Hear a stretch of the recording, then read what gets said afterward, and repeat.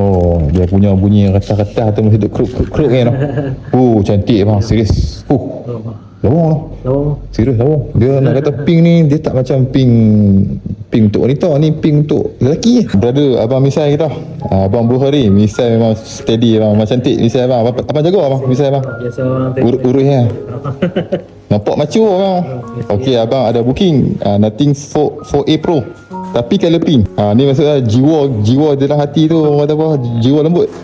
Muka genah, jiwa lembut. Hari ni kita nak buat unboxing dengan abang. Boleh abang order kan ni kan, telefon 4A Pro. So abang daripada mana bang? Saya daripada Penang bang. Daripada Penang. So perjalanan nak ke Sungai Petani ni boleh katakan lama orang tu, hari weekend tu. Jam tadi bang. Tadi jam sikit bang. 2 jam tu sesak tu. Sesak sikit. Okey bang, kita mulakan unboxing sebab saya pun teringin tengok Nothing Phone 4A Pro. Kalau pink ni memang cantik lah. Ni dia punya kotak dah. Tapi ni charger tak dapat. Dia bagi kat kita kad pula ni. Lanyard. Dia bagi lanyard cuma ni eksklusif lah Nothing Phone nya. Okey, so abang boleh unboxing dulu pisau dah. Pisau kalau hijau. Kalau hijau. Kita tengok sikit dalam dapat apa. Dia buat ala-ala kotak macam iPhone juga. Macam iPhone juga dia ada seal kan. Dia kena tier keluar. Okay, so ni Nothing Phone 4A Pro. Color pink, dia ada color lain juga. Ada color hitam, ada color putih. 3 color. So abang ni order color pink lah. So color pink ni memang dia nampak jambu-jambu sikit. Ni wife tengok jealous ni. Wife ada kat rumah, ada kat sebelah. Ada kat rumah. Ada kat rumah.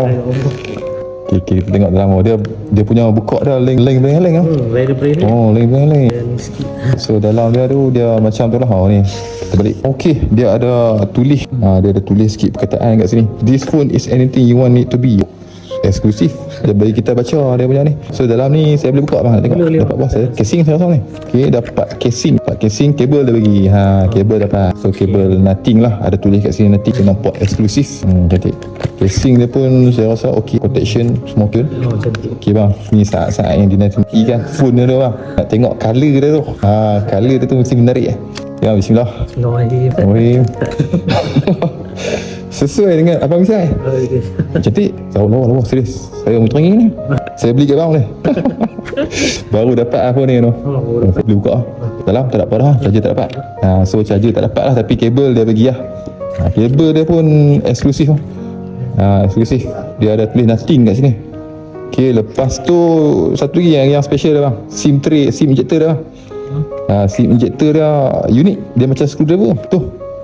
Ni SIM injector Nothing Phone memang eksklusif. So kalau hampa berminat nak order Nothing Phone 4A Pro dengan Clicky, boleh roger dengan abang ni order dah kalau pink. Cari tu dia